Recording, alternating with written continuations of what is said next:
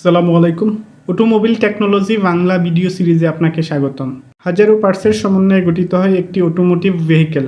একটি গাড়ির প্রত্যেকটি পার্ট আলাদা আলাদাভাবে কাজ করে গাড়িকে সচল রাখে।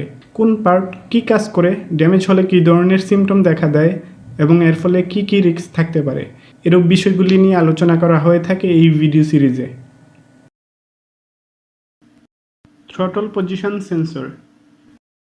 ইঞ্জিনের থ্রটল বাল্ব কী পরিমাণ খোলা, এর সিগন্যাল ইঞ্জিন ইসিউকে দিতে ইনপুট ডিভাইস হিসেবে কাজ করে থ্রটল পজিশন সেন্সর। থ্রটল পজিশনের তথ্যের উপর ভিত্তি করে ইঞ্জিন ইসিইউ ইঞ্জিন সিলিন্ডারে কী পরিমাণ বাতাস প্রবেশ করছে তা পরিমাপ করে।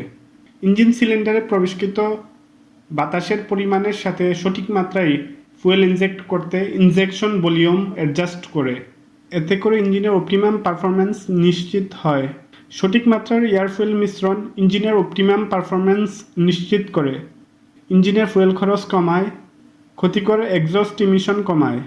থ্রটল পজিশন সেন্সর খারাপ হলে ড্যাশবোর্ডে চেক ইঞ্জিন সিগন্যাল দেখাবে, পিক আপ নিবে না, অ্যাসেলারেশন প্যাডেল চাপলে কোনো রেসপন্স করবে না, ফুয়েল খরচ বেড়ে যাবে, রাফ আইডলিং হবে, গিয়ার শিফটিংয়ে সমস্যা হবে এবং ইঞ্জিন কম পাওয়ার প্রডিউস করবে।